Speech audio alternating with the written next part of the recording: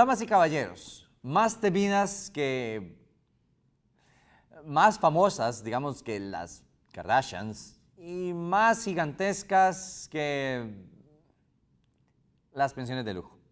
Hace una semana la Sala Constitucional emitió una resolución que afecta estas pensiones y acá en La Hora Tica queremos explicárselas. Pero primero una clase rápida de cómo funcionan las pensiones en Costa Rica. Existen muchos regímenes. El de invalidez, vejez y muerte, que es el IBM administrado por la Caja. Luego está el de el magisterio, que es el de educadores.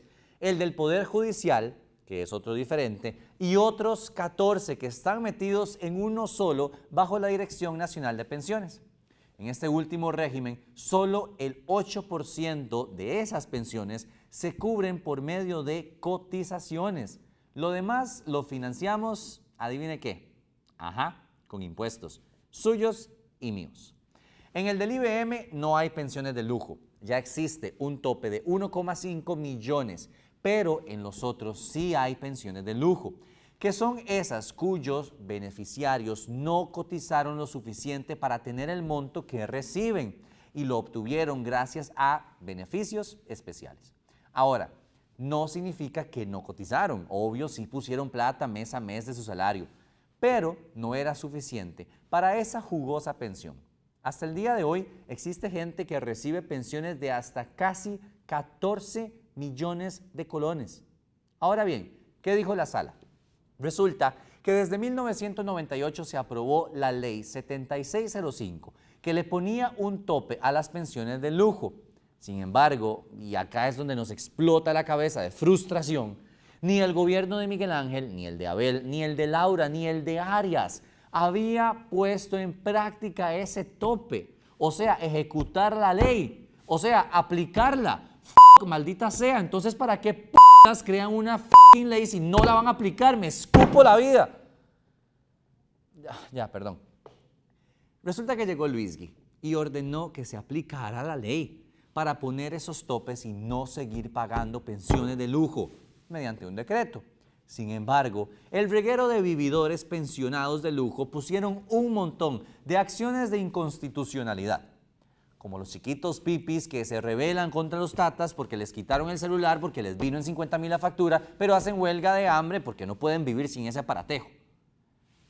La Sala, mientras estudiaba las acciones, quitó la aplicación al tope y se siguieron pagando esas pensiones.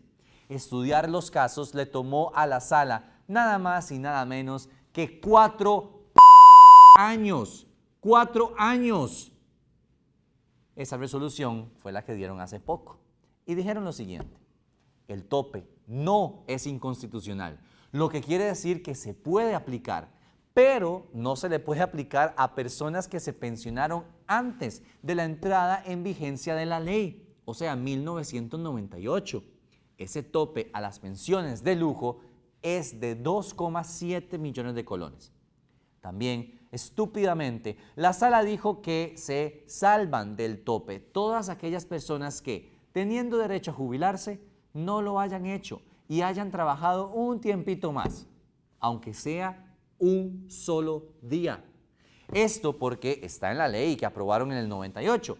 De esta forma, de un total de 1,884 personas que exceden el tope, por ejemplo, en el magisterio, 1,510 extendieron su fecha de jubilación, por lo que se salvarán del tope. Es acá cuando llegamos a la parte que todos se están preguntando: ¿cuánto entonces nos vamos a ahorrar con esto? ¿Realmente nos va a ayudar a salir de la crisis? ¿Vamos a seguir pagando pensiones de lujo? Como diría Jack el Destripador, vamos por partes.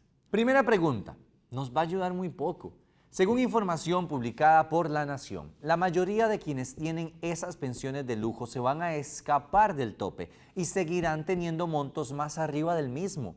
La nota dice que del régimen del magisterio existen 1,884 personas que superan los 2,7 millones, pero a menos de 200 se les aplicará el tope. En los regímenes de gobierno y asamblea, por ejemplo, esta cifra será inferior a 380 personas.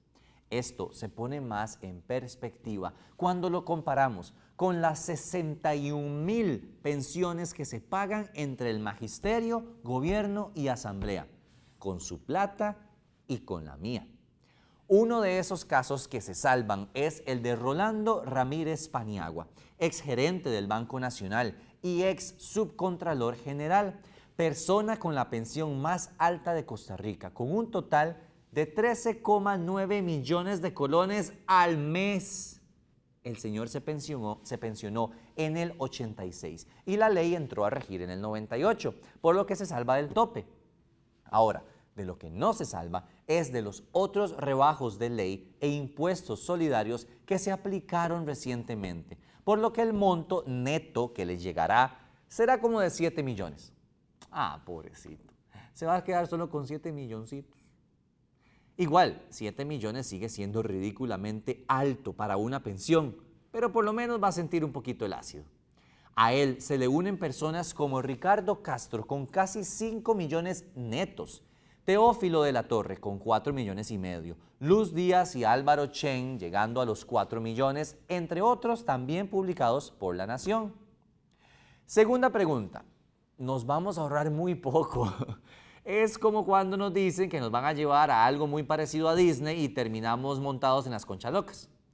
El ahorro calculado es de alrededor de 850 millones de colones anuales para las pensiones con cargo al presupuesto nacional. O sea, las que se pagan con impuestos suyos y míos. Suena una cifra muy alta, pero no lo es si les decimos que eso representa solo el 0,08% de todo el mundo que se carga al presupuesto de pensiones. Tercera pregunta. Sí, lamentablemente sí. Vamos a seguir pagándolas, aunque algunas se van a reducir. Las pensiones de lujo nos seguirán costando miles de millones al año. Es por esto que el gobierno, sí, el gobierno que ustedes dicen que no hace nada, quiere bajar ese tope aún más y llevarlo hasta 1,5 millones. Así lo dijo el director nacional de pensiones, Luis Paulino Mora, en una reunión que tuvo con el diputado del PAC, Víctor Morales Mora, quien fue ministro de Trabajo en el 2014 con Luis Guillermo Solís y el encargado de ejecutar el decreto sobre el tope. El gobierno quiere también quitar los beneficios que tienen esas pensiones. Por ejemplo, que cuando esas personas se jubilan, se les calcula la pensión con los 12 mejores salarios de los últimos 24, o sea, de los últimos 2 años. Mientras que a usted y a mí como si yo fuera a tener pensión, nos calculan con los últimos 240 salarios. 24 versus 240, no me jodan la vida. También en la Asamblea se aprobaron varios proyectos respecto a las pensiones de lujo que poco a poco van quitando esos lujosos beneficios a unos cuantos. Por ejemplo, se puso un impuesto a las pensiones superiores a 2,5 millones. También se eliminó el aumento de 30% anual a las jubilaciones de exdiputados y que éstas también pudieran ser heredadas de forma vitalicia por sus hijos.